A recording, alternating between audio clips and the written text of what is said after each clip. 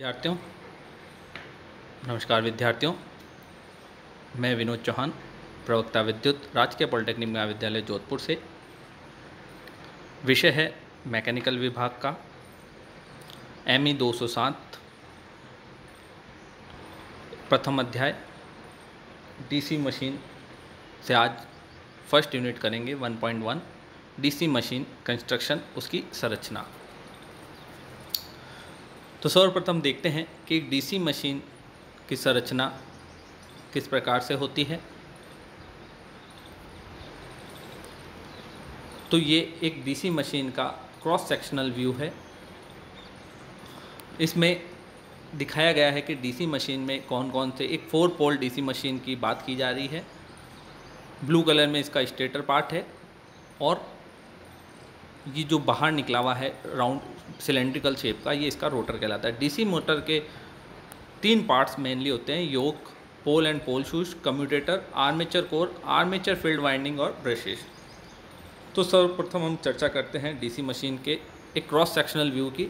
तो cross sectional view में देख रहे हैं जो बाहरी आवरण है ग्रीन कलर का, इस बाहरी आवरण को हम योक कहते हैं।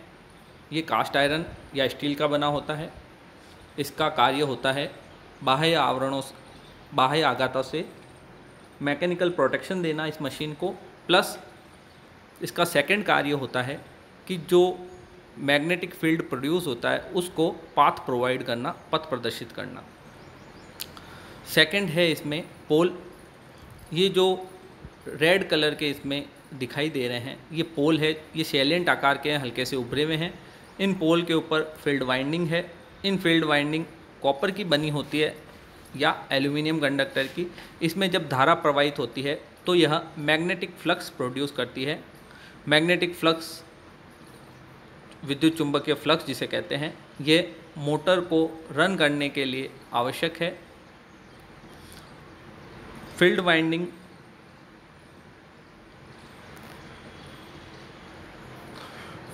जिस पोल के ऊपर होती है वह पोल लेमिनेटेड किया जाता है। लेमिनेशन उसके अंदर जो आयरन लॉस है उसको रिड्यूस करने के लिए किए जाते हैं।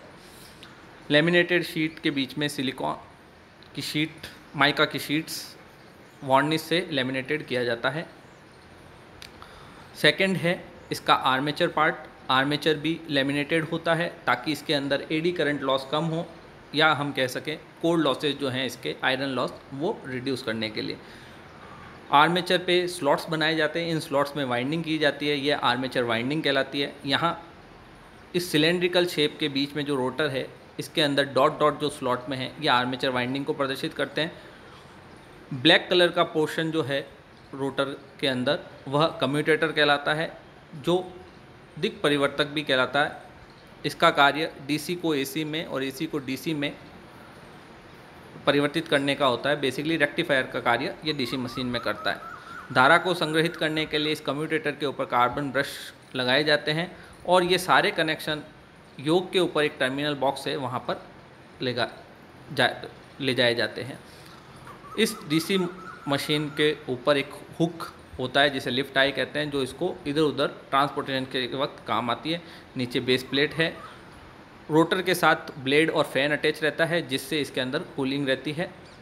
आर्मेचर के अंदर, आर्मेचर मध्य में से बीच में सेंटर्स में होल किए जाते हैं ताकि इसकी प्रॉपर कूलिंग हो सके। तो इस प्रकार से एक डीसी मशीन की संरचना होती है। सबसे पहला पार्ट जो इसका योक है, तो इसके हमने चर्चा की। तो ये योक का एक खोल या आवरण दिखाया गया है जिसका बेसिक कार्य, ये मेड कास्ट, ये बना होता है कास्ट आयरन या स्टील का, और इसका काम बाह्य आघातों से मशीन को सुरक्षा प्रदान करना व फ्लक्स को पाथ प्रोवाइड करना इसका मुख्य उद्देश्य रहता है। पोल एंड पोल शूज यहाँ चित्र में इसको दिखाया गया है, जो ग्रीन कलर का स्टेटर है। इसके अंदर स्टेटर के ऊपर पोल शूज़ हैं। इस पोल शूज़ के अंदर फील्ड वाइंडिंग को सेट किया जाता है।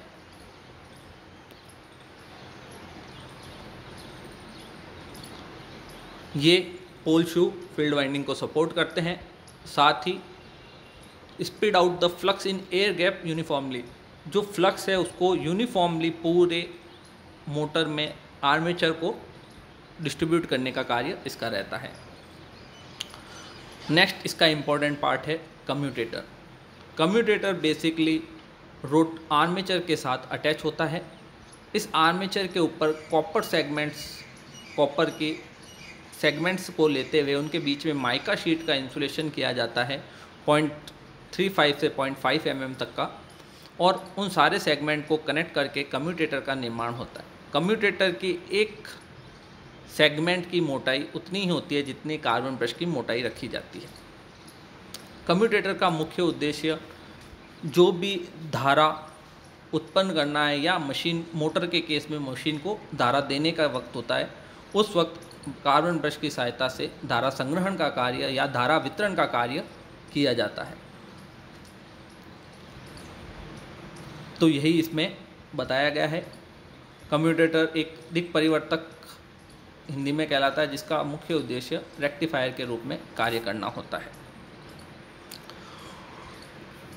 आर्मेचर के ऊपर जितनी भी वाइंडिंग्स होती हैं उनके सारे कनेक्शंस इस कम्यूटेटर के अंदर जो स्लॉट्स होते हैं उसके ऊपर सोल्ड किए जाते हैं। तो यहाँ से हर वाइंडिंग के जो जितने भी पैरेलल पाथ हैं उसके कनेक्शन पिक करके कम्यूटेटर के ऊपर लेकर आए जाते हैं, और इस प्रकार से कम्यूटेटर का निर्माण होता है।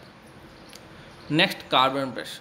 तो यहाँ दिखाया गया है एक चित्र में कि एक स्लिप रिंग, एक सिंपल सा उदाहरण लिया, एक स्लिप रिंग के ऊपर एक कार्बन ब्रश को सेट किया गया है, जो वास्तव में स्लिप रिंग जो है बाद में इसका कम्यूटेटर की तरह वर्क करती है। तो यहाँ दिखाया गया है कि किस प्रकार से एक कम्यूटेटर के ऊपर कार्बन ब्रश को सेट किया जाता है।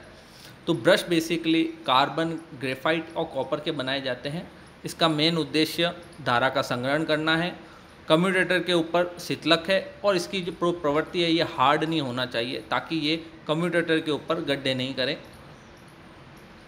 तो ये जो इसकी मैकेनिकल प्रॉपर्टीज़ है ये कार्बन ब्रश की होनी चाहिए।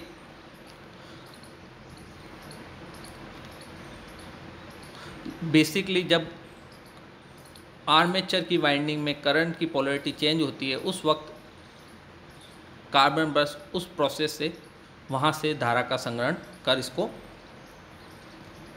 बाहर लोड सर्किट तक पहुँचाते हैं। नेक्स्ट है फील्ड वाइंडिंग। जो स्टेटर में सबसे बाहरी भाग है वहाँ पे फील्ड वाइंडिंग की जाती है। फील्ड वाइंडिंग बेसिकली कॉपर की जाती है। इसका मुख्य उद्देश्य मशीन के अंदर फ्लक्स प्रोवाइड करना रहता है, चुंबकीय फ्लक्स। ये जनरली नॉर्थ पोल और साउथ पोल इस टाइप से क्रिएट करते हैं। इसका कॉम्बिनेशन कंप्लीट यही रहता है, पहले एक नॉर्थ पोल बनता है, उसके पास ही south pole, again north pole, again south pole. तो इस प्रकार से कॉम्बिनेशंस बनता है और चुंबकीय फ्लक्स की फ्रिंजेस क्रिएट होती है। एयर गैप इतना ही रखा जाता है ताकि कि इसमें चुंबकीय फ्लक्स का जो क्षरण है, लीकेज फ्लक्स है, वो कम से कम हो। एयर गैप मैग्नेटिक फ्लक्स को सैचुरेशन से बचाने के लिए भी रखा जाता है। नेक्स्ट है armature winding. Armature winding copper की जाती है। आर्मेचर वाइंडिंग जब कॉपर में इसके अंदर की जाती है तो इसके अंदर स्लॉट्स रखे जाते हैं। इन स्लॉट्स के अंदर वाइंडिंग को पुट किया जाता है, रखा जाता है। ये जो वाइंडिंग है इसका कार्य स्टेटर द्वारा जो चुंबकीय फ्लक्स उत्पन्न होता है उसको कट करना है, और फैराडे के नियमानुसार जब कोई गतिशील वस्तु चुंबकीय फ्लक्स को कट करती है, चालक, गतिशील वस्तु का मीनिंग है चालक, जब कोई चालक चुंबकीय क्षेत्र फ्लक्स को कट करता है तो उसमें विद्युत विभव बल उत्पन्न होता है। तो इस कंसेप्ट पे इसके अंदर वाइंडिंग की जाती है। ये जो वाइंडिंग है ये जनरली इसके दो तरीके हैं, एक है लैप वाइंडिंग, एक है वेव वाइंडिंग। इन दोनों के डिफरेंस फिक्स हैं। लैप वाइंडिंग जो है उसमें पैरेलल पाथ की संख्या नंबर ऑफ पोल के बराबर होती है। वेव वाइंडिंग में पैरेलल पाथ की संख्या केवल 2 होती है। Lap winding high current capacity machine के लिए किया जाता है और wave winding high voltage machine के लिए उपयुक्त की जाती है। तो ये इसके बेसिक जो डिफरेंस है वो मैंने आपके साथ चर्चा की है। Next armature core. Armature core is the rotor of the machine. Basically जो आर्मेचर कोर है मैंने आपको बताया ये लेमिनेटेड शीट्स की सर्कुलर शीट्स होती हैं। इनको वार्निश के साथ पेस्ट करके लेमिनेटेड को लैमिनेट कर दिया जाता है ताकि इसके अंदर जो एडी करंट लॉस है वो रिड्यूस किए जा सके। तो इस प्रकार से हमने देखा डीसी मशीन का कंस्ट्रक्शन किस प्रकार किया जाता है। धन्यवाद। अगर कोई आपकी आपत्ति हो, समस्या हो, शंका हो तो आप मुझे व्हाट्सएप पे भेज सकते हैं। धन्यवाद।